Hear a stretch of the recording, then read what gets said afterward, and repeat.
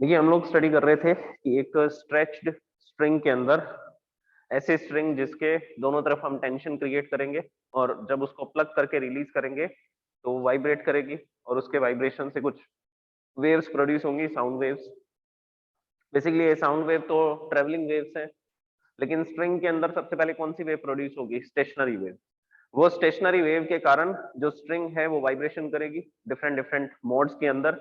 तो अलग अलग मोड्स में जब वो वाइब्रेट करेगी तो वो दो साउंड वेव्स को प्रोड्यूस करेगी। तो एक स्ट्रिंग के वाइब्रेट करने से, डिफरेंट डिफरेंट मोड्स में वाइब्रेट करने से वो अलग अलग तरीके की साउंड्स को प्रोड्यूस कर सकती है। और उसकी फ्रीक्वेंसी हम लोग किससे लिखते हैं? वो फ्रीक्वेंसी का मैंने आपको एक फॉर्मूला बताया था, that frequency is equal to 1 upon lambda root T upon M. तो जिस भी फ्रीक्वेंसी की साउंड एक स्ट्रेच्ड स्ट्रिंग के अंदर प्रोड्यूस होती है उसकी फ्रीक्वेंसी को लिखा जाता है 1 upon lambda under root T upon M. T is the tension created in the T is the tension produced in the string and m is the mass per unit length, कि 1 unit length में कितना मास है, मास per unit length. Okay, तो इसके basis पे हमने study किया था first normal mode of vibration. First normal mode of vibration, first normal mode of vibration में जो साउंड प्रोड्यूस होगी वो सबसे कम फ्रीक्वेंसी की साउंड होगी और सबसे जो मिनिमम फ्रीक्वेंसी की साउंड प्रोड्यूस होती है उस फ्रीक्वेंसी को फंडामेंटल फ्रीक्वेंसी बोलते हैं या फंडामेंटल टोन बोलते हैं। तो आप इसको फंडामेंटल फ्रीक्वेंसी या टोन लिख सकते हैं। और जो फंडामेंटल फ्रीक्वेंसी होती है उसको फर्स्ट हार्मोनिक बोलते हैं। तो first normal mode of vibration का मतलब क्या होता है? फंडामेंटल फ्रीक्वेंसी की बात की जा रही है। सबसे मिनिमम फ्रीक्वेंसी की साउंड वेव जो ये स्ट्रिंग प्रोड्यूस करेगी, और सबसे मिनिमम फ्रीक्वेंसी की जो साउंड वेव है वो फंडामेंटल फ्रीक्वेंसी भी है, और उसके साथ साथ उसको क्या बोला जाता है? First harmonic, because it is the integral multiple of fundamental frequency. Okay, अब फर्स्ट नॉर्मल मोड में किस तरह से ये वाइब्रेट करेगी? वाइब्रेशन इस तरह से होंगे, इसमें मैंने आपको बताया था कि दो नोड्स होंगे, इसके दो एंड फिक्स्ड एंड्स हैं। So in this case 2 nodes and 1 anti node. ये बीच वाला जो पोर्शन है ये फ्री है ऑसिलेट करने के लिए, तो मैक्सिमम डिस्प्लेसमेंट पर ये ऑसिलेट करेगा। और ये जो पॉइंट होगा इसको एंटी नोड लिखा जाएगा, और एंटी नोड को हम लोग किससे लिखेंगे? कैपिटल ए से लिखेंगे। तो इस केस में दो नोड होंगे और एक एंटी नोड होगा, और इस तरह से ये वायर क्या करेगी? ऑसिलेट करेगी, तो दोनों तरफ से साउंड वेव्स प्रोड्यूस होंगी इसके ऑसिलेशन से। सो this is the first normal mode of vibration. Okay, अब इस केस में कितनी वेव प्रोड्यूस हो रही है? तो आंसर है कि या तो क्रस्ट बनेगा या ट्रफ बनेगा। ये वायर या तो मीन पोजीशन से ऊपर की तरफ डिस्प्लेस होगी या मीन पोजीशन से नीचे की तरफ डिस्प्लेस होगी। तो इसमें वन कंप्लीट वेव तो बनेगी नहीं, ये वन कंप्लीट वेव होती है, और इसकी वेवलेंथ को किससे लिखा जाता है? लैम्डा से लिखा जाता है। इस केस में कितनी वेव बन रही है? हाफ वेव बन रही है। तो हाफ वेव की वेवलेंथ क्या होगी? Lambda by. तो ये जो वायर है इसकी लेंथ है एल, ये लेंथ तो बदलेगी नहीं, हमने इस वायर को फिक्स कर रखा है। तो इस केस में ये जो एल है वो किसके इक्वल आएगा? लैम्डा बाई 2 के। तो हाफ वेव इसमें क्रिएट होगी, या तो क्रस्ट बनेगा या ट्रफ बनेगा, दोनों एक साथ नहीं बन सकते। तो इस केस में हम लोग ये लिख सकते हैं that L is equal to lambda by 2।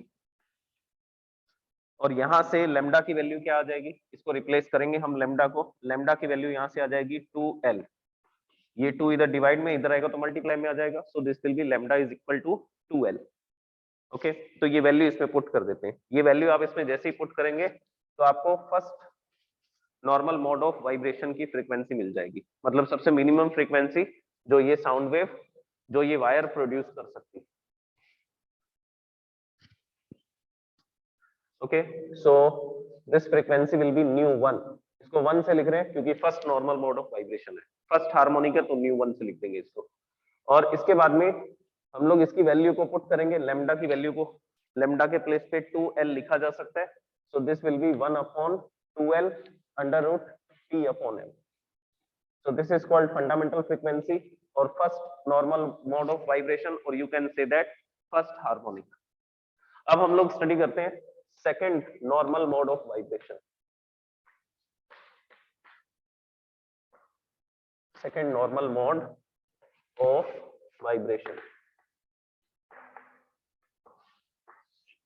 Second normal mode of vibration का मतलब है कि अब दूसरी फ्रीक्वेंसी इसमें से कौन सी प्रोड्यूस होगी। जो सेकेंड फ्रीक्वेंसी होती है उसको हम लोग फर्स्ट ओवरटोन बोलते हैं। फर्स्ट ओवरटोन, फंडामेंटल फ्रीक्वेंसी से ग्रेटर फ्रीक्वेंसी की साउंड होगी तो हम इसको फर्स्ट ओवरटोन बोलेंगे। और हार्मोनिक कौन सा है वो डिसाइड करेंगे कि फ्रीक्वेंसी कितने टाइम्स हो रही है। अगर 2 टाइम्स हो रही है तो सेकंड हार्मोनिक है, अगर फंडामेंटल फ्रीक्वेंसी से फ्रीक्वेंसी 3 टाइम्स हो रही है तो थर्ड हार्मोनिक है। तो वो तो हम फॉर्मूला को देख करके डिसाइड करेंगे। Okay, first overtone. अब इस केस में इसका वाइब्रेशन कैसा होगा, ये सेम वायर है जिसकी लेंथ क्या थी, जिसकी लेंथ थी एल। अब इसको हमने इस एंड से प्लग किया, तो जब इस एंड से प्लग करके रिलीज करते हैं तो इसमें ये इस तरह से ऑसिलेट करती है। इसका हाफ पोर्शन जो है वो इस तरफ ऑसिलेट कर रहा है और हाफ पोर्शन अपोजिट डायरेक्शन में ऑसिलेट कर रहा है। तो इसमें कितने नोड्स होंगे, ये वाला पॉइंट फिक्स रहेगा बीच में, तो ये नोड है, ये नोड है। तो इस केस में कितने नोड्स हैं, 3 नोड्स हैं और 2 क्या होंगे, 2 एंटी नोड्स होंगे। तो ये एक एंटी नोड है, ये एक एंटी नोड है। फिर जब इसमें ट्रफ बनेगा तो इसमें क्रस्ट बन जाएगा। तो हमेशा कितनी वेव बनेगी, हमेशा एक फुल वेव बनेगी और फुल वेव की वेवलेंथ क्या होती है, 1 lambda.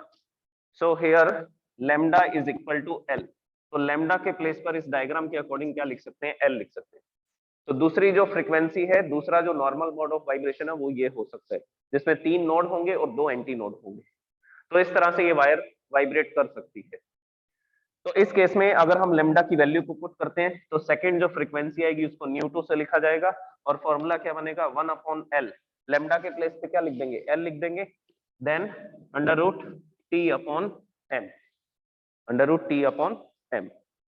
So this is the frequency which is produced in the second normal mode of vibration, and this frequency is 2 times the fundamental frequency। देखिए यहाँ पर 1/2 आ रहा है, यहाँ पर डिवाइड में 2 नहीं आ रहा। तो जब आप इन दोनों इक्वेशंस को डिवाइड करेंगे, डिवाइड करने पर एक रिजल्ट सामने आएगा, वो रिजल्ट होगा ये, that second frequency is 2 times the fundamental frequency, is 2 times the fundamental frequency. अगर 2 टाइम्स आ रहा है तो इसको हम लोग क्या बोलेंगे, इसको हम लोग बोलेंगे सेकेंड हार्मोनिक। 1 टाइम आता है फंडामेंटल फ्रीक्वेंसी का तो फर्स्ट हार्मोनिक, अगर फंडामेंटल फ्रीक्वेंसी का 2 टाइम्स फ्रीक्वेंसी है तो सेकंड हार्मोनिक, और सेकंड हार्मोनिक को क्या बोलेंगे, फर्स्ट ओवरटोन। ओवरटोन क्या होती है, ऐसी साउंड जिसकी फ्रीक्वेंसी फंडामेंटल फ्रीक्वेंसी से ज्यादा हो। तो इसकी ये जो फ्रीक्वेंसी है वो फंडामेंटल फ्रीक्वेंसी से ग्रेटर है और ग्रेटर वाले को फर्स्ट ओवरटोन बोल देंगे। ओके, अब इसमें थर्ड मोड ऑफ वाइब्रेशन के बारे में सुनते हैं। So here I will write third normal mode of vibration, third normal mode of vibration। Okay, third normal mode में ये जो वायर है इसको हम लोग प्लग करेंगे, प्लग करने पर और इस कॉर्नर से प्लग करेंगे, एक एंड से प्लग करेंगे तो ये इस तरह से वाइब्रेट कर सकती है, लाइक दिस। तो इसमें कितने नोड्स आपको दिखाई दे रहे हैं, सो इट इज हैविंग 4 नोड्स। तो इस केस में 4 नोड्स हैं और एंटी नोड कितने हैं, 1 2 एंड 3। ये 3 पॉइंट हैं जो फ्री हैं, जो मैक्सिमम डिस्प्लेसमेंट कर सकते हैं। तो इस केस में 3 एंटी नोड्स होंगे। तो ये जो स्ट्रिंग है इस तरह से, इसमें कौन सी वेव प्रोड्यूस हो सकती है, स्टैंडिंग वेव प्रोड्यूस हो सकती है। और अगर इस तरह की स्टैंडिंग वेव प्रोड्यूस होगी तो इसी फ्रीक्वेंसी की क्या होगी, साउंड वेव प्रोड्यूस करेगा ये। तो अगर ये इस फ्रीक्वेंसी की साउंड वेव प्रोड्यूस करता है तो इस केस में हम लोग लिखेंगे कि ये जो लेंथ है वो किसके इक्वल आएगी, लेंथ तो स्ट्रिंग तो वही है, सेम स्ट्रिंग है, स्ट्रिंग को हमने नहीं बदला, ना हमने टेंशन को चेंज किया, ना हमने मास को, मास पर यूनिट लेंथ को चेंज किया, सेम स्ट्रिंग है, सेम टेंशन क्रिएट कर रखा है। अब इसमें जो वेव क्रिएट हो रही है उसका वेवलेंथ, टोटल जो पाथ आ रहा है वो कितना आएगा, 3/2 लैम्डा। देखिए 1 वेव तो कंप्लीट है, सो दिस इज 1 लैम्डा, और ये हाफ वेव है तो टोटल कितना हो जाएगा 1.5। 1.5 को क्या लिख सकते हैं, 3/2 लैम्डा लिख सकते हैं। सो this is the wavelength of the wave which is produced in this string, 3/2 lambda। तो यहां से हम लोग वैल्यू पुट निकालते हैं, 3/2 lambda is equal to L। Lambda की वैल्यू क्या आ जाएगी, लैम्डा की वैल्यू आ जाएगी 2L/3। ये वैल्यू को हम लोग पुट कर देते हैं जनरल फॉर्मूला के अंदर, और जनरल फॉर्मूला में जैसे ही पुट करेंगे तो हमारे पास आ जाएगा third normal mode of vibration.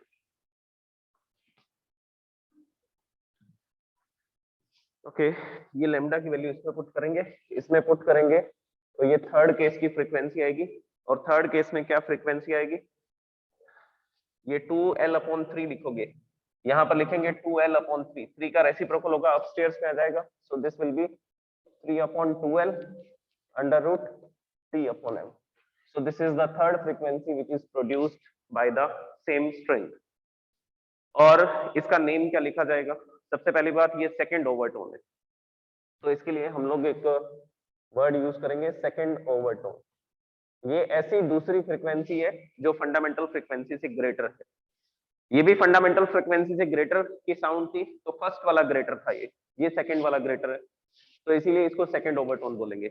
और ये फंडामेंटल फ्रीक्वेंसी का कितना टाइम्स है, तो जब आप इसको फर्स्ट इक्वेशन से कंपेयर करोगे तो यहाँ पर आएगा 3 times of the fundamental frequency. If it is 3 times the fundamental frequency then this is called third harmonic, तो ये है थर्ड हार्मोनिक। तो इस तरह से हम इनकी नेमिंग करते हैं। तो थर्ड मोड ऑफ वाइब्रेशन में आपको क्या मिलेगा, सेकंड ओवरटोन मिलेगी और थर्ड हार्मोनिक फ्रीक्वेंसी आपको सुनाई देगी। सो this is the third normal mode of vibration. अब हम इनका कंपैरिजन करते हैं, इक्वेशन फर्स्ट, इक्वेशन सेकंड, और ये जो है हमने ये थर्ड केस में फाइंड किया। इसी तरह से fourth mode of vibration calculate कर सकते हैं। जब हम लोग fourth mode of vibration calculate करेंगे तो उस समय पर स्ट्रिंग इस तरह से वाइब्रेट करेगी, और इसमें कितने नोट्स आएंगे, 1 2 3 4 एंड 5। इस केस में 5 नोट्स हो जाएंगे, और एंटी नोड कितने हो जाएंगे, एंटी नोड होंगे 4।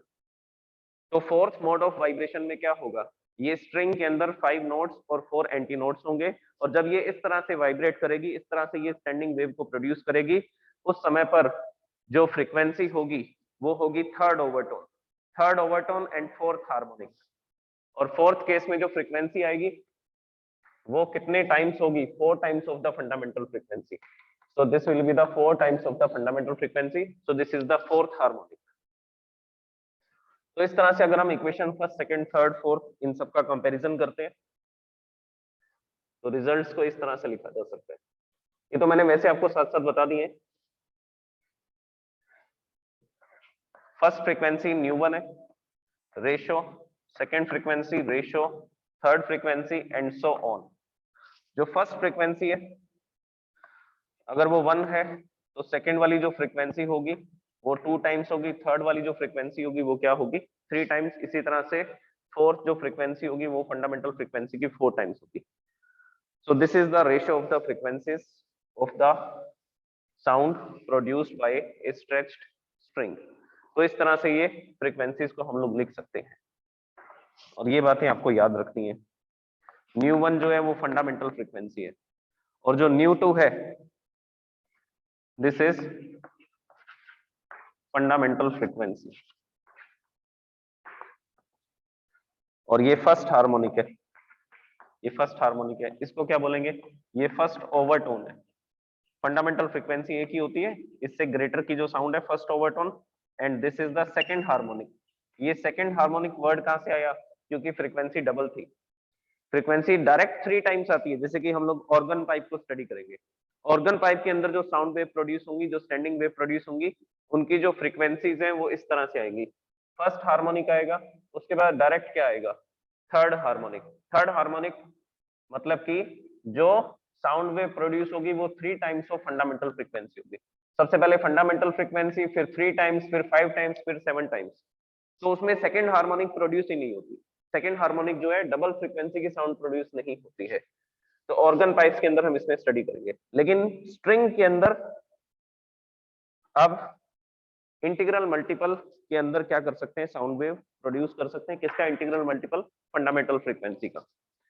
जैसे अगर कोई वायर 100 हर्ट्ज की फ्रीक्वेंसी से वाइब्रेट करती है तो सेकंड उसका मोड ऑफ वाइब्रेशन क्या हो सकता है, 200 हर्ट्ज।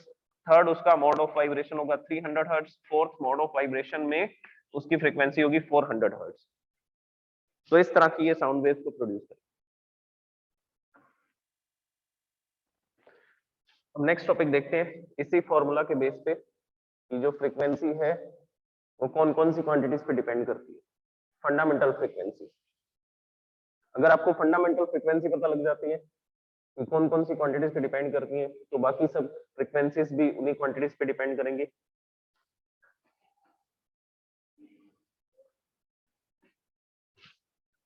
तो नेक्स्ट टॉपिक हम लोग लिखते हैं laws of vibration of stretched spring.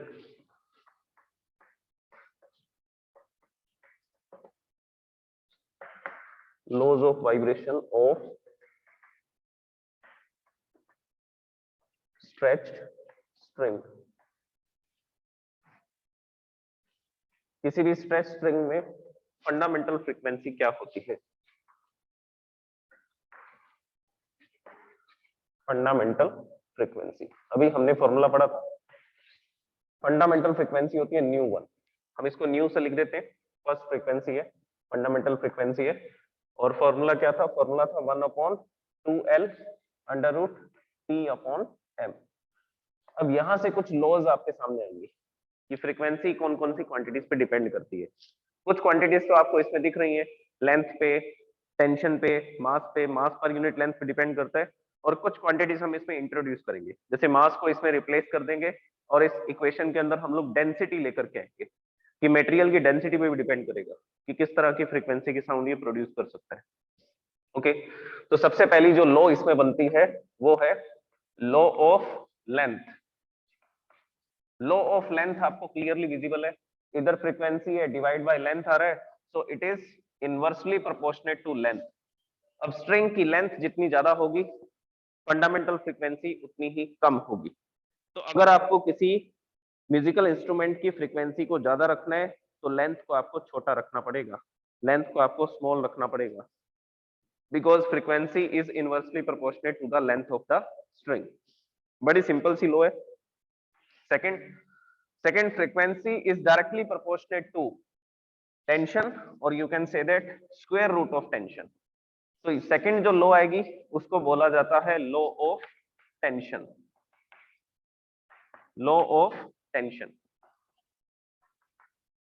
Low of tension में हम लोग लिखेंगे that fundamental frequency is directly proportional to the square root of the tension. आप टेंशन जितनी ज्यादा करेंगे फ्रीक्वेंसी उतनी ज्यादा बढ़ती जाएगी। टेंशन को इंक्रीज कैसे किया जा सकता है, उसके लिए हम एक सेटअप लगाएंगे।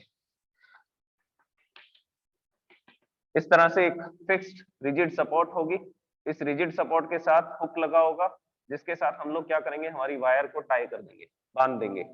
वायर को इसके साथ बांध करके और यहाँ पर लगे होंगे स्टैंड, जिसकी हेल्प से ये वायर ऐसा रहेगी, और नहीं तो फिर हम लोग यहाँ पर एक पुली लगा देंगे, उस पुली के ऊपर से वायर को ऐसा पास करेंगे। ये पुली सिस्टम आप लोग स्टडी कर चुके हैं फिजिक्स फर्स्ट के अंदर, Newton's laws of motion.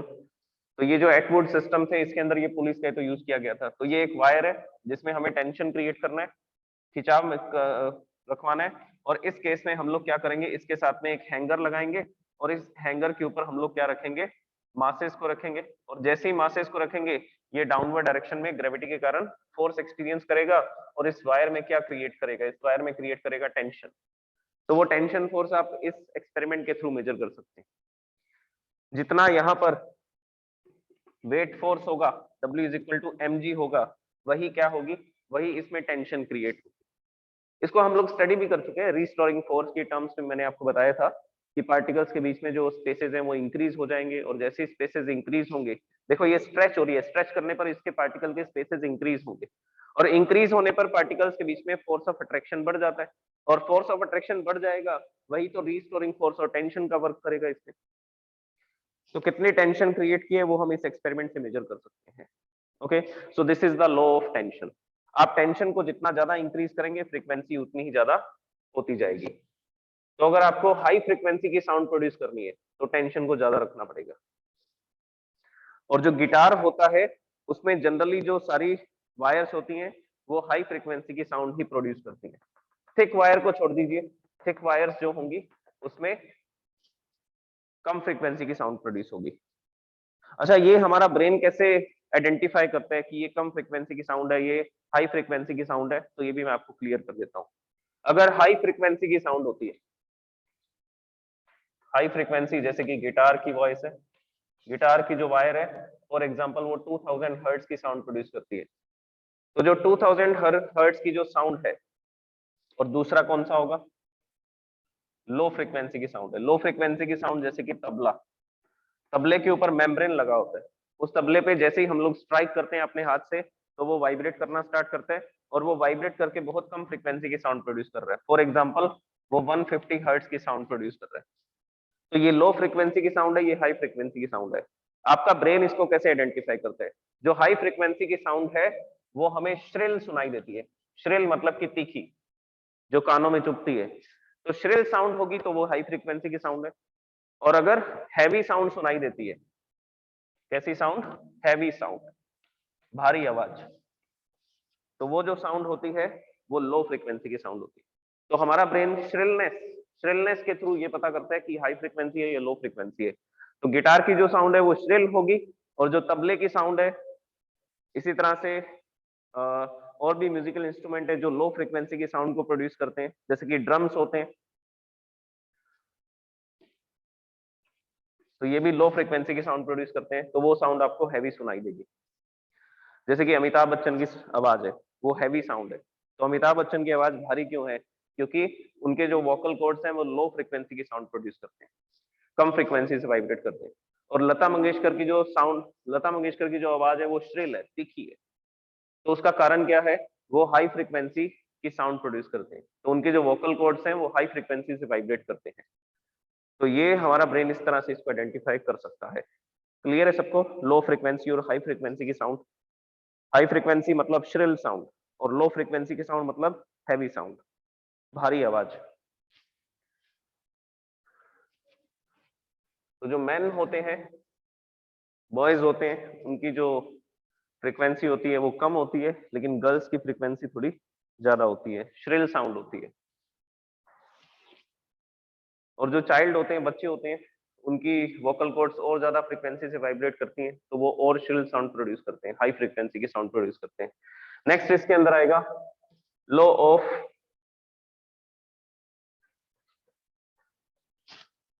Mass per unit length, या लॉ ऑफ मास लिख देते हैं, बस समझ आ जाएगा इससे आपको। Law of mass, law of mass का मतलब है that frequency is inversely proportionate to the square root of the mass per unit length. Mass per unit length मतलब कि वायर जो है उसका मास अगर पर यूनिट लेंथ में ज्यादा है तो मतलब वो थिक थिक वो हो जाएगी वायर, और उस केस में उसकी फ्रीक्वेंसी कैसी रहेगी, कम फ्रीक्वेंसी रहेगी। तो ये तीन लॉ तो आपको डायरेक्टली दिख रहे थे, लेकिन अभी हमें इसके अंदर लिखना है law of diameter and law of density.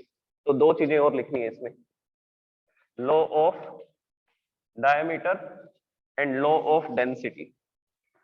तो इनको लिखने के लिए पहले हम इसको फॉर्मूला को चेंज करते हैं। फॉर्मूला चेंज करने के लिए देखिए क्या कैलकुलेशन की जाएगी। यहां पर मैं कैलकुलेशन कर रहा हूं। सबसे पहली बात, मास पर यूनिट लेंथ को एलिमिनेट करना है। मास पर यूनिट लेंथ को एलिमिनेट करने के लिए सबसे पहले हम एक एग्जांपल लेते हैं। जैसे ये मेरे पास वायर थी और ये इस वायर का क्रॉस सेक्शन एरिया है, क्रॉस सेक्शन एरिया, और ये इसका डायमीटर है। एक एंड से दूसरे एंड की जो डिस्टेंस होगी वो डायमीटर होगी। ओके, तो एरिया कैसे कैलकुलेट करते हैं? एरिया कैलकुलेट करते हैं पाई आर स्क्वायर से।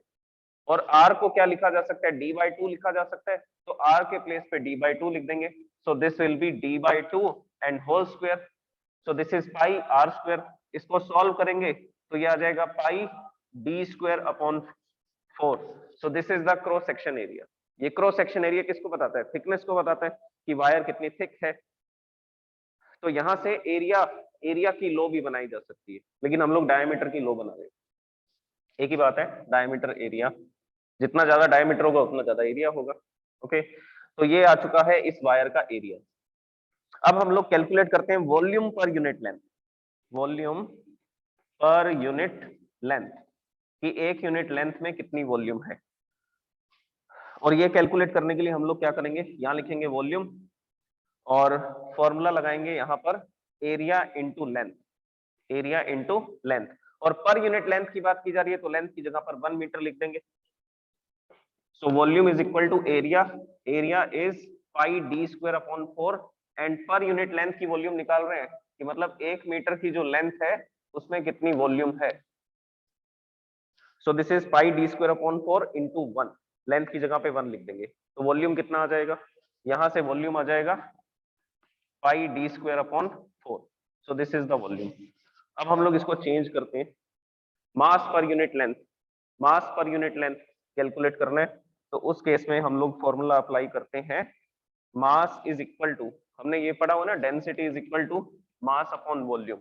सो mass is equal to volume into density, density को रो से लिखा जा रहा है, वॉल्यूम की जगह पे क्या लिख सकते हैं, वॉल्यूम के प्लेस पे लिख सकते हैं पाई डी स्क्वायर अपॉन 4, और कौन सी वॉल्यूम है ये, वॉल्यूम पर यूनिट लेंथ। तो मास पर यूनिट लेंथ की जगह पर क्या लिखेंगे, volume per unit length into density. So volume per unit length is pi D square upon 4 into rho. तो m की जगह पे क्या लिख सकते हैं, pi D square upon 4 into rho लिखा जा सकता है, तो ये वैल्यू हम इसमें पुट कर देते हैं। तो ये कैलकुलेशन मैं यहाँ से इरेज कर रहा हूँ। अब हम इसका एक दूसरा फॉर्मूला बनाने जा रहे हैं, वो दूसरा फॉर्मूले में बनाने के लिए m की वैल्यू पुट कर देंगे। जैसे ही आप m की वैल्यू पुट करोगे, so this will be 1 upon 2l under root t upon m की जगह पे लिखा जा सकता है pi D square upon 4 into rho. ये 4 डिवाइड में रेसिप्रोकल करेंगे, अपस्टेयर्स में आ जाएगा। So this is 1 upon 2l under root 4t upon pi D square rho. 4 भी बाहर आ सकता है रूट से, डी स्क्वायर को भी रूट से बाहर लिख सकते हैं, तो फ्रीक्वेंसी का फॉर्मूला बनेगा। और जैसे ये रूट 4 बाहर आएगा तो ये 2 हो जाएगा, 2 हो जाएगा तो 2 से 2 कैंसिल हो जाएगा, और जैसे ये कैंसिल होगा तो फाइनल फॉर्मूला में लिख रहा हूं 1 अपॉन एल, ये डी स्क्वायर को बाहर लिखा L into d under root T upon density. So this is the formula. तो एक फॉर्मूला ये भी बनाया जा सकता है इसमें, किसकी वैल्यू को चेंज करके मास पर यूनिट लेंथ की जगह पर क्या लिख देंगे, मास पर यूनिट लेंथ की जगह पर लिख देंगे pi D square upon 4 into density. तो ये हमारे पास आ गया नया फॉर्मूला। अब इसके बेसिस पे हम लोग क्या लिख सकते हैं, लॉ ऑफ डायमीटर लिख सकते हैं। अब फ्रीक्वेंसी जो है वो डायमीटर के कैसे प्रोपोर्शनेट है, डायरेक्टली या इनवर्सली, तो आंसर है इनवर्सली प्रोपोर्शनेट है। और स्क्वायर रूट के प्रोपोर्शनेट है या ऐसा डायरेक्ट है, तो आंसर है direct, there will be no square root over diameter. तो वायर की डायमीटर जितनी ज्यादा होगी, एक मेरे पास ये वाली वायर है जिसकी डायमीटर थोड़ी कम है, दूसरी मेरे पास ये वाली वायर है जिसकी डायमीटर आपको थोड़ी ज्यादा दिख रही है, तो ये जो वायर होगी जिसकी डायमीटर कम है इसकी फ्रीक्वेंसी ज्यादा होगी। तो गिटार के अंदर बहुत सारी वायर्स होती हैं, 7-8 वायर्स होती हैं, तो जो सबसे पतली वायर होती है उसकी फ्रीक्वेंसी सबसे ज्यादा होती है, जो सबसे थिन वायर होगी जिसका डायमीटर सबसे कम होगा वो सबसे हाई फ्रीक्वेंसी की साउंड को प्रोड्यूस करेगी। और सबसे जो थिक वायर होगी, सबसे मोटी वायर जो होगी, वो क्या करेगी, वो सबसे लो फ्रीक्वेंसी की साउंड को प्रोड्यूस करेगी। तो गिटार के अंदर जब हम सबसे थिन वायर को प्लग करते हैं तो हाई फ्रीक्वेंसी की साउंड प्रोड्यूस होती है, श्रिल साउंड प्रोड्यूस होती है। और जब हम गिटार की सबसे थिक वायर को प्लग करके रिलीज करते हैं तो सबसे कम फ्रीक्वेंसी की साउंड प्रोड्यूस होती है, सबसे लो फ्रीक्वेंसी की साउंड प्रोड्यूस होती है, और हैवी साउंड प्रोड्यूस होती है। So this is the law of diameter. Last, law of density, law of density, the frequency is inversely proportionate to square root of the density, the frequency, fundamental frequency is inversely proportionate to square root of density।